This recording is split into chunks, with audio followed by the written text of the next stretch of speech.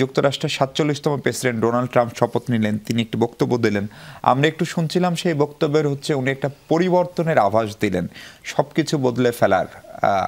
ফলে ট্রাম্পও কি আসলে বদলে যাবে? আপনার মূল্যায়ন কি? মানে ট্রাম্পের ধরেন একটা অবয়ব বা একটা ধারণা আমাদের আছে যে উনি যুক্তরাষ্ট্রের প্রেসিডেন্ট হলে কি কি করেন, কি কি করেন না, 2016 থেকে 20 খুবই জলজ্যান্ত একটা স্মৃতি। ফলে আপনার মূল্যায়ন কি? আমাদের সাথে সম্পর্কে কোনো নতুন কিছু যুক্ত হবে বা বাদ পড়বে এই আগামী 4 বছরে? এত বড় সংস্কারের বাতাস বাংলাদেশে কোনো পরিবর্তন আনতে পারেনি। রাজনৈতিক দলগুলোর মধ্যে তো তেমন কিছু নই। আর ট্রাম্প সাহেবকেও আমার পরিবর্তনযোগ্য লোক মনে হয় না। আই এম সরি, হয়তো পার্সোনাল লেভেলে কথা বলছি, কিন্তু আজকেই বোধহয় প্রথম আলোতে আমি একটা হেডিং দেখলাম তার শপথ গ্রহণ উপলক্ষে, কি প্রেসিডেন্ট রাজা নাকি দাগি আসামি। জি, একটা কলাম। হ্যাঁ, মানে এই রকম কথা আমেরিকান প্রেসিডেন্ট সম্পর্কে লিখেছে, ভাবতে আমার অবাক লাগলো। ওরা খুব সভ্যতার বড়াই করে, আর তাদের সম্পর্কে এসব লেখা, তাদের প্রেসিডেন্ট সম্পর্কে এরকম মন্তব্য। আর উনি গতবার যখন ক্ষমতায় এসেছিলেন, আসবার পরে বলেছিলেন, আমি শুধু কনসার্ন আমেরিকা সম্পর্কে, আমেরিকার লোকজন, বিদেশ নীতিটিতে আমার অত মাথা কারণ নাই। এইবারে আমি তো বক্তৃতাটা আসলে শুনি নাই, বা এর মধ্যে তার উপরে একটু ভালো করে অবজার্ভ করবো যে সেই সময়টা আসলে পাইনি এখানকার বিভিন্ন ব্যস্ততা ইত্যাদির কারণে। কিন্তু তারপরেও যেটুকু দেখেছি তাতে উনি একটা, আমেরিকা যখন পরিবর্তনের কথা বলে না, তখন তারা কি মিন করে আমি তাই তো ঠিক মতো বুঝি না। আমেরিকা পরিবর্তন হতে পারে তাদের আন্তর্জাতিক নীতি, মধ্যপ্রাচ্য বা সারা বিশ্ব জুড়ে যেগুলো হয়েছে। এখন তারা তো এশিয়া থেকে বা সাউথ ইস্ট এশিয়া থেকে তুলনামূলকভাবে দৃষ্টি সরিয়ে নিয়ে গেছে এবং মোর কনসার্ন হয়েছে ওইসব জায়গাতে, আর বেশি দৃষ্টি চীনের ব্যাপারে। এই দৃষ্টিভঙ্গির কোনো পরিবর্তন হবে আমি সে সম্ভাবনাও দেখি না। দেশের মধ্যে আমেরিকানরা শুধু নয়, ইউরোপিয়ানরাই কিন্তু নিজের দেশ খুব ভালো বোঝে। দেশের মধ্যে গণতন্ত্র রাখবে, দেশের মধ্যে বেকারত্ব যাতে না থাকে, মানবাধিকার, গণতন্ত্র সব করবে, আর বাইরে সব চালান করে দেবে তাদের, মানে যত সমস্ত বিগত দিনের অপকীর্তি ইত্যাদির কাহিনী। তো সেই হিসেবে মানে খুব ডিপ অ্যানালিসিস ছাড়া আমি কোনো কিছু বলতে চাই না, বাট অ্যাপারেন্টলি যা দেখছি আমি কোনো চেঞ্জ দেখছি না।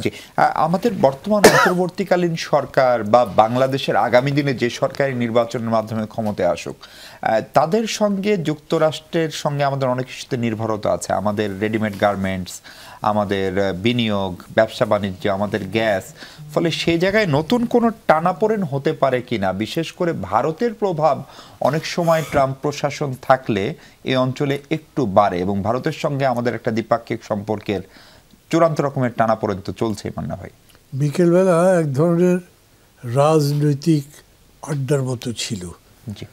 সেখানে একজন বলল যে ইন্ডিয়ার কোনো একটা বিখ্যাত পত্রিকায় নাকি এরকম একটা ছাপা হয়েছে, চুটকি হোক আর নিউজ হোক, আমি ভালো করে ওগুলো করতে পারি, মানে অনুসন্ধান করতে পারি, জানতে পারিনি। তো ডোনাল্ড ট্রাম্প নাকি তার কোনো সহযোগী জিজ্ঞেস করেছেন যে, আচ্ছা বাংলাদেশের কোনো একজন লোক আছেন যিনি গত নির্বাচনে বাইডেন সাহেবকে অনেক অর্থ সাহায্য করেছিলেন? আচ্ছা, শুনেছি সে নাকি এখন দেশে, ওই দেশের প্রাইম মিনিস্টার বা কিছু একটা হয়েছে, ঠিক নাকি? এইটুকুই নিউজ, বা টিভিতে তারা বলেছে। তো এইটাই বেশ একটা হাসিরও খোরাক জোগালো। আবার এটাও বললো যে এখন ওই লোকের তো দিমাগের ঠিক নাই, তো কোন দিকে কি করে, তার অ্যাটিটিউড কী হবে বাংলাদেশের প্রতি বা সামগ্রিকভাবে গভর্নমেন্টের প্রতি। তো আমি অবশ্য এইখান দিয়ে যাচ্ছি না, আমি বলবো যে এখন পর্যন্ত এই সম্পর্কে তেমন কিছু জানা যাচ্ছে না। কেবলমাত্র যে আমেরিকান ওখানের যিনি দায়িত্বে আছেন দিল্লিতে, তিনি যেটা বলেছেন যে, if I am not wrong, আমার ভুল হতে পারে, আমেরিকার রাষ্ট্রদূত দিল্লিতে, হ্যাঁ আমেরিকার রাষ্ট্রদূত দিল্লিতে, তিনি যেটা বলেছেন যে আমেরিকা এবং ভারত বাংলাদেশে গণতন্ত্র দেখতে চায়। খুবই সিগনিফিক্যান্ট কথা। কিন্তু আমি মনে করি এই সময়ের মধ্যে প্রণিধানযোগ্য কোনো কথা যদি থাকে আমেরিকানদের পক্ষ থেকে, তাহলে এইটা। এই জন্যে আমেরিকানদের কিন্তু পলিসি চেঞ্জ করতে তাদের নিজেদের স্বার্থে এতটুকু সময় লাগে না। সেটা পাকিস্তানের অ্যাটমিক বোম বানাবার ক্ষেত্রে বলেন, মধ্যপ্রাচ্যের ক্ষেত্রে বলেন, ভিয়েতনামের ক্ষেত্রে বলেন, এমনকি এই যে মাদুরওয়ারিয়ের ঘটনাতে, ভেনিজুয়েলাতে যেটা হলো, সেইখানেও একই রকম ঘটনা দেখা গেছে, আফগানিস্তানে, রাইট। তো এইরকম ধরেন এই জায়গাতেও তারা একটা দৃষ্টিভঙ্গি বদলে ফেলবে, তার হয়তো কোনো বেশি সময় লাগবে না। ট্রাম্পের সঙ্গে আমাদের মোদি সাহেবের এক ধরনের, মানে কি বলবো, এটা বিয়ন্ড ডিপ্লোম্যাটিক রিলেশন, একটা রিলেশন ছিল একদম। ভারতের ভারতের প্রধানমন্ত্রী ওখানে গিয়ে তাদের নির্বাচনী জনসভায় বক্তৃতা করছেন, এটাতে যে কোনো এটিকেটের বাইরে হয়ে যায়, কোনো ডিপ্লোম্যাটিক নবজের মধ্যেই পড়ে না। উনি সেটা করেছেন।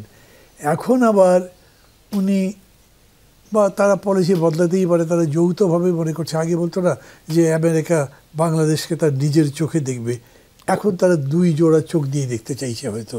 এবং দেখতে চাইছে কেন? যখন তাদের মনে হচ্ছে যে এখন যে গভর্নমেন্ট আছে সেই গভর্নমেন্টটা মেবি ইজিলি অ্যামেনেবল বা ম্যানেজেবল, তখন মনে করছে সেক্ষেত্রে যদি দিল্লির সাথে তার সম্পর্ক খারাপ থাকে, এই সম্পর্কটা যতদূর পারা যায় ভালো করতে হবে, সেই চেষ্টায় তারা এটা করতেই পারে। আজকে তো আবার যেটা দেখলাম যে আমাদের ফরেন সেক্রেটারি যে ব্রিফিংটা দিলেন, এবং ডক্টর ইউনূসও সম্ভবত ওখানে যাবেন, মানে ওয়ার্ল্ড ডিপ্লোমেসিতে হয় কি, এখানে তো কোনো নীতিবোধের ব্যাপার নেই। পলিটিক্স এমনিতে কিন্তু খুবই হার্ড জিনিস। আমরা যতই রাজনীতি সম্পর্কে খুব চমৎকার চমৎকার কথা বলি, ভালো সুন্দর কথা, নীতিবাক্য বলি, বাট বিহাইন্ড দ্য কার্টেন আপনি দেখেন যদি, তাহলে ভেতরের দৃশ্য এরকম সত্য নয়। যেরকম ওই মোগল আমলে ভাই ভাইয়ের বুকে ছুরি বসাতো, আমাদের রাজনীতির মধ্যে ওই ইথিক্স মরালিটিটা খুব নাই, আন্তর্জাতিক ক্ষেত্রে তো নাই। সেদিক থেকে আমি মনে করি যে বিশেষ করে এই জিওপলিটিক্যাল ইকুয়েশনটা বাংলাদেশের রাজনীতিতে প্রভাব ফেলবে এখন, এবং নতুন যে সরকার আসবে উভয়ের ক্ষেত্রেই।